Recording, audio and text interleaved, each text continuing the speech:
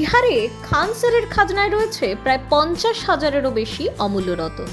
একেবারে প্রচারের আড়ালে বেরিয়ে নতুন ভারত গড়ার দায়িত্ব নিয়েছেন এই তরুণ ইউটিউবার, যিনি গোটা ভারতে খান স্যার নামে পরিচিত।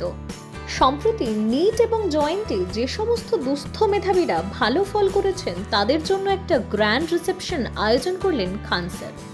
ছাত্ররাও দিব্যি খুশি মনে বিভিন্ন ধরনের রকমারি আইটেমের স্বাদ নিলেন।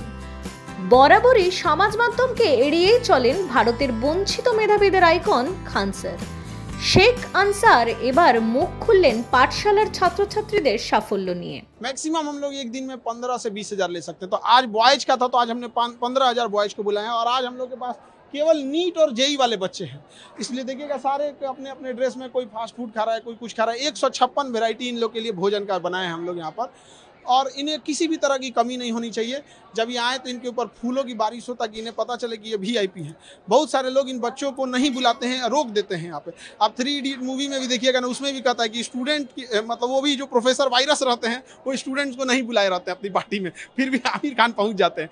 लेकिन हम इन बच्चों को जरूर बुलाते हैं और इनको बताते हैं कि लोग तुम्हें भले ना बुलाएं, एक दिन इतना कामयाब होना कि तुम उनके रेंज के बाहर चले जाना, और किसी भी तरह का इनको कोई कमी नहीं होने देंगे यहाँ पर, ताकि इन्हें कभी ऐसा फील ना हो कि वो लोग कहीं मतलब अभी विद्यार्थी हैं। ये सब भारत के भविष्य हैं। বছরের পর বছর ধরে একদম বিনা বেতনে ভারতের বিভিন্ন প্রিমিয়ার ইনস্টিটিউটগুলোতে দাপিয়ে বেড়াচ্ছেন খান স্যারের ছাত্রছাত্রীরা। তিনি নিজে সফল হতে না পারলেও সাফল্যের মুখ দেখিয়েছেন হাজার হাজার ছাত্রছাত্রীকে। Bureau report, News Pole Bangla.